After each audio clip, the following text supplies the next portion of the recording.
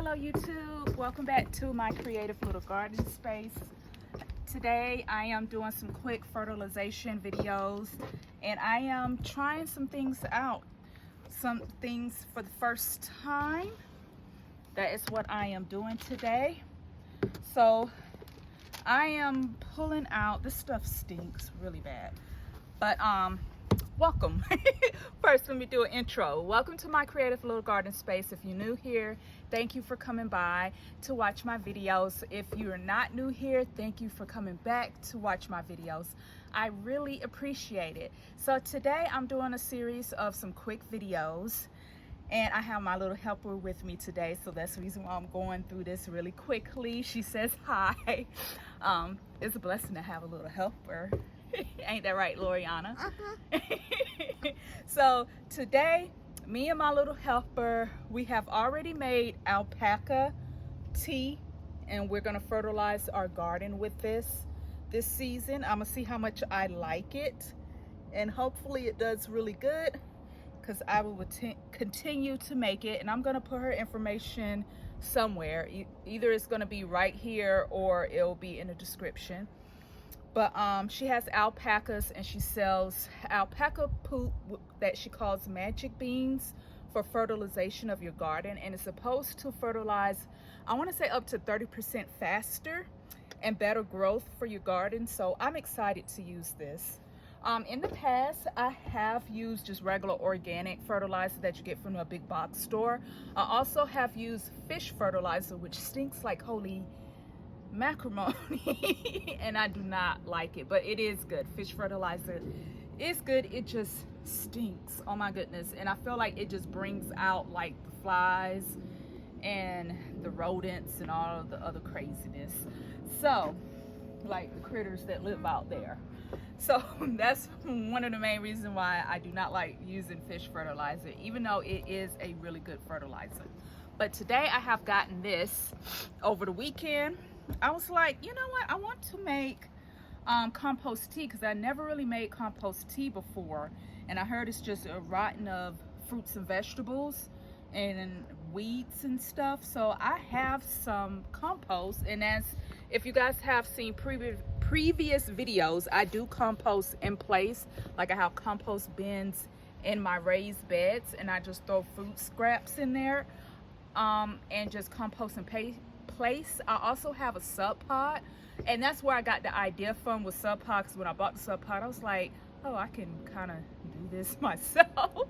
And then I stumbled across Robbie and Gary channel, which she goes into detail about putting bins or buckets or even pots into her containers. So I started doing that, and it does work. It works really good, and you're able to get rid of your food scraps, because all I gotta do is just put them in your little makeshift worm bin, and then the worms will come. You don't even have to buy worms. That's another good thing. You don't even have to buy the worms, because the worms will come if you have worms in your area, and I have lots of worms in my area. But anyways, moving along, I think I rambled enough now.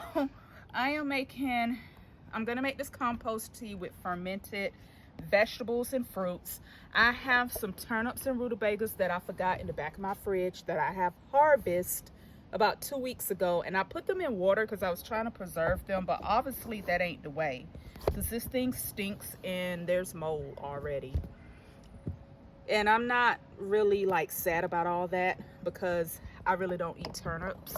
I just had one of those Dollar Tree, this is from Dollar Tree, them Dollar Tree seeds I tell y'all not to sleep on. That's Dollar Tree. So I don't eat turnips. I just threw the packet because I had the seeds. I just threw them in a container and they grew on their own. Did not do anything, did not even fertilize, and they grew on their own.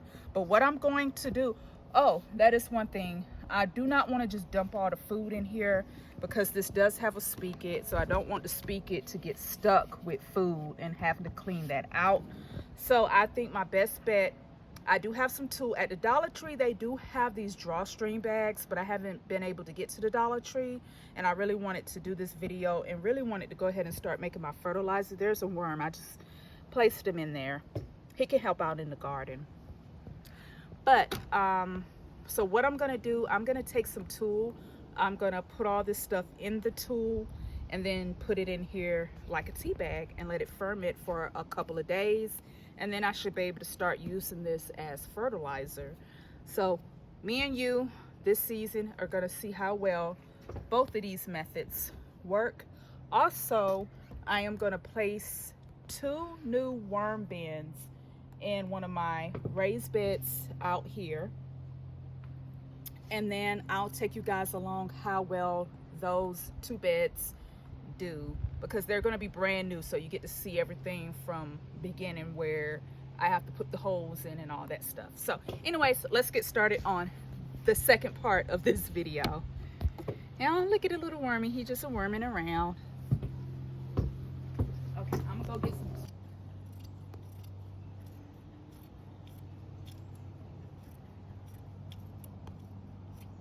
There we go. I think this should be a good enough amount of tool. I'm gonna double it up, make my little rotten tea bag of rotten fruits and vegetables, and then I'm gonna duck this into there. So it's all hard. This is gonna take forever to break down, I believe. Yeah. It feels slimy and it stinks. Can I touch it? Yes, go ahead, you can touch it.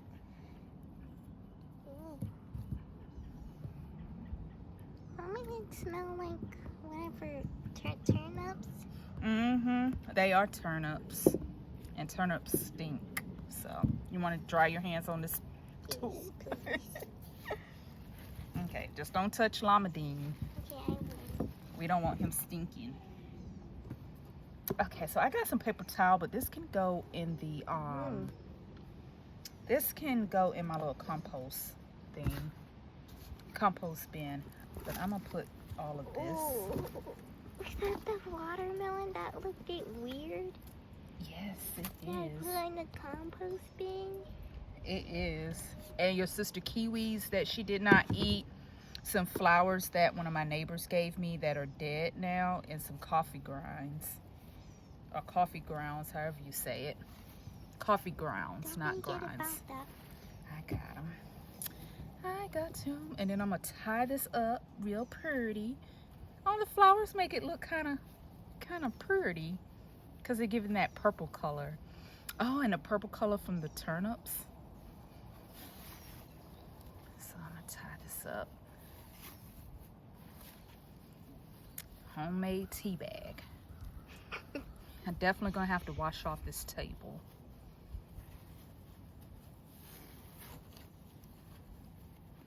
Okay, so what I'm gonna do is go ahead and stick it in this water. I might need to take some of this water out because I know I might have this overfilled. It's gonna be overfilled. Yeah. Llama Dean, you might want to watch out. There we go. Oh. It's not bad. It worked. Yay! Yay! So we're just gonna let that ferment and break down and all that good stuff. I say in a couple of days I should be able to use it. This is also rainwater. It's been raining here for the past couple of days, so this is rainwater that I am using versus using sink water. I don't think anything will be wrong with using sink water, but I have heard that you should wait. You shouldn't just use it right then and there when you're making compost tea. I don't know why. Y'all will have to, because I never really paid attention to why. So might have to find that information from someone else. But as far as this goes, I just collected some rainwater. I had these containers open, collected rainwater, had rainwater in this bin. I got rainwater in a bunch of containers that just are open around my yard. So yeah, this is pretty much just rainwater. So I'm gonna let this ferment, and I gotta rinse all this stuff off. But that is the end of this video. I will see you guys in the next one, part 3, me putting the bins in one of my raised beds. So I'll see you guys in that video. Like, comment, share, subscribe, all that good stuff, and let's grow together. Bye.